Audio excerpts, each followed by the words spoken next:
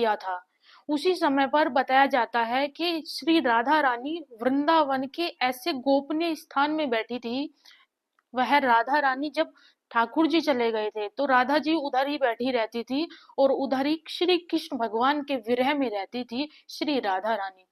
श्री राधा रानी वृंदावन धाम में गोपनीय स्थान पर बैठी थी और एक कदम वृक्ष के नीचे बैठी थी श्री राधा रानी हमारी।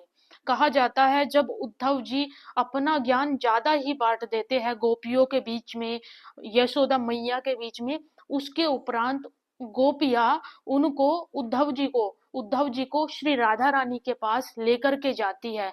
उद्धव जी को जब लेकर के जा रही है सखिया गोपियां, तो गोपियों ने उद्धव जी को ये बात कही थी कि जब आप श्री राधा रानी के सामने जाओगे, क्योंकि उद्धव जी ने एक बात पूछी थी यशोदा मैया से। क्या पूछा था यशोदा मैया से? उद्धव जी ने पूछा था कि जो श्री कृष्ण हैं वो द्वारिका में रहते हुए वैसे तो अभी भी किसी को नहीं भूले, सबको याद करते हैं, लेकिन ये राधा कौन है? राधा को तो वह दिन रात याद करते हैं, सोते उठते बैठते हर समय सिर्फ राधा को याद करते हैं। ये ब्रज में कौन है राधा? और मैं मिलना चाहता हूँ राधा से, क्योंकि राधा के लिए श्री कृष्ण ने कुछ भेजा है। तब उद्धव जी को गोपियां अपने संग में श्री राधा रानी के पास लेकर के जाती है। उद्धव जी को रास्ते में ही सखियों ने बता दिया था कि अब तुम उसके पास जा रहे हो जिसको देख करके तुम भी अपनी सुध बुध खो दोगे। और उद्धव सुनो, जो तुम ये ज्ञान की पोथी लेकर के आए थे उसको भी तुम खो दोगे। ज्ञान क्या है भूल जाओगे सब कुछ। अब हम तुम्हें असली पावर के पास लेकर के जा रहे हैं, जो पूरा संचार चला रही है, पूरे ब्रज को चला रही है, जिसकी दिव्यता देख करके तुम भी नतमस्तक हो जाओगे। उद्धव जी को सखियों ने ये बात कही और उद्धव जी को लेकर के चलती है सखिया श्री राधा रानी के पास। कहा जाता है जब श्री राधा रानी गोपनीय स्थान पे बैठी थी वृंदावन में, तो उस समय पर दूर से ही एक कदम का वृक्ष था, उस कदम के वृक्ष के नीचे ही श्री राधा रानी बैठी थी। और बताया जाता है जब उद्धव जी, दूर से ही घना जंगल था, घने जंगल में ही श्री राधा रानी विराजी थी, और दूर से ही उद्धव जी को एक नखखोर का अर्थ होता है हमारा नाखून होता है, हमारे जो नेल्स होते हैं, नेल्स के आगे का वन पार्ट, एक हिस्सा, किसी का नेल्स बड़ा हो तो उसका आधा हिस्सा, सिर्फ आधा हिस्सा के बराबर उद्धव जी को दूर से ही कुछ मणियों जैसी चमक दिखाई दी। और वो इतनी ज्यादा दिव्य चमक थी कि उद्धव जी बोले कि वैसे तो राधा जी घने जंगल में है, और जहां पर पूरा जंगल भी लगभग लगभग सूखा हुआ है क्योंकि सब श्री कृष्ण के विरह में थे, लेकिन इतने घने जंगल में ये लग्जीरियस कहाँ से है? जिस मणि को देख करके मैं अच्छे से देख भी नहीं पा रहा, अभी उद्धव जी दूर है, बहुत काफी दूर है श्री राधा रानी से, बट सखियों को कहते हैं उद्धव जी कि ये रोशनी कहाँ से आ रही है, इतनी लग्जीरियस कहाँ से है?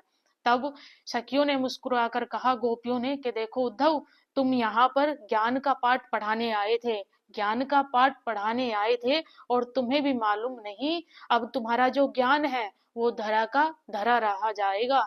कहा जाता है कि जब व्यक्ति को अपने ज्ञान पर अहंकार होने लगता है, जब ज्ञान ज्यादा बढ़ जाता है, किसी के पास ज्यादा ज्ञान आ जाए तो क्या होता है, ज्ञान तो कम हो जाता है, पीछे से अहंकार आ जाता है, अहंकार बढ़ जाता है और ज्ञान पीछे रह जाता है।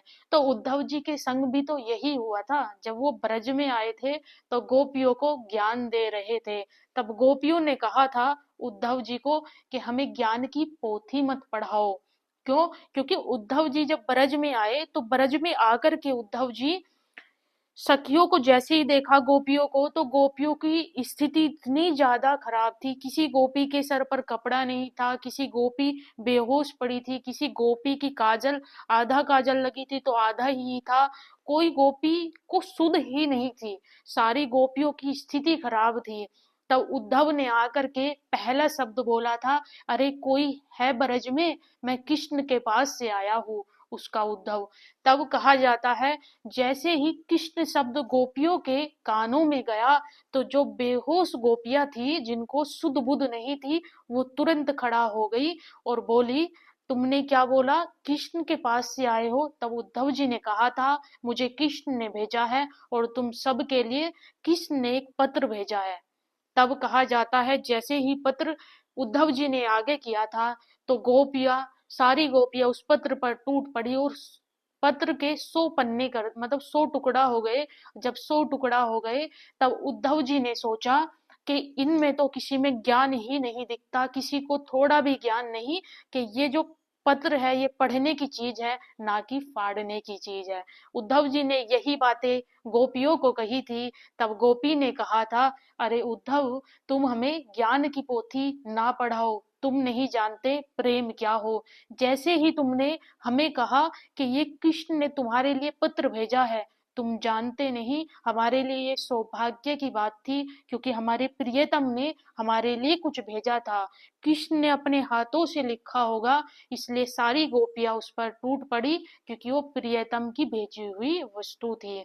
उसके उपरांत कहा जाता है गोपियों ने ये शब्द कह दिया था और ये शब्द गलत नहीं कहा था क्योंकि ब्रज में प्रेम है, ज्ञान नहीं, प्रेम। और कृष्ण को, वैसे तो ब्रज में जाओगे ज्ञान की भी कमी नहीं है, आ जाओ ब्रज में देख लेना कितना ज्ञान है। बट उस समय पर जब गोपियों ने कहा उद्धव को कि उद्धव तुम हमें ज्ञान की पोथी ना पढ़ाओ, हम प्रेमी हैं, प्रेम की बात तुम नहीं जान पाओगे। अब गोपी लेकर के जा रही है उद्धव जी को। उद्धव जी दूर से देख करके अपनी आंखें, मतलब इतना ज्यादा तेज था श्री राधा रानी के पैर का जो अंगूठा है उसी में से दिव्यता निकल रही थी। ये बताया जाता है इतनी ज्यादा दिव्यता निकल रही थी, इतनी तीव्र गति से चमक थी, जैसे हजारों हजारों करोड़ों चंद्रमा और सूर्य की जो चमक होती है वो भी फीकी थी श्री राधा रानी के सामने। इतनी दिव्य चमक निकल रही थी। कहा जाता है जैसे ही उद्धव जी आगे जाते हैं श्री राधा रानी के सामने तो वो नतमस्तक होकर के प्रणाम करते हैं श्री राधा रानी को। तब गोपियां कहती है अब इसको सही जगह पर सही अनुभव हुआ है कि तुम सही इंसान के पास पहुंचे हो, सही शक्ति के पास पहुंचे हो। क्यों?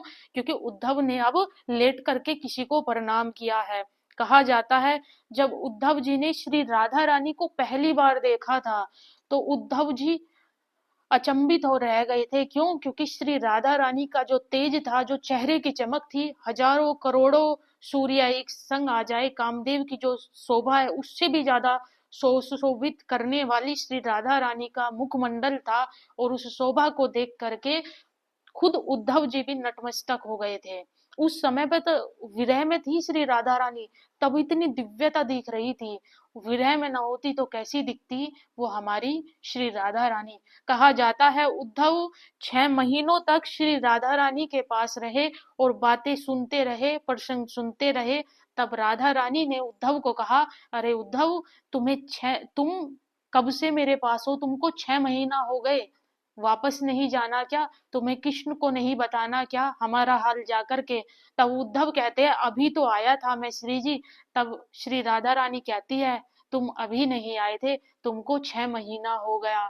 देखा तो वस्त्र अब सारी सुध बुध हो चुकी थी उद्धव जी की।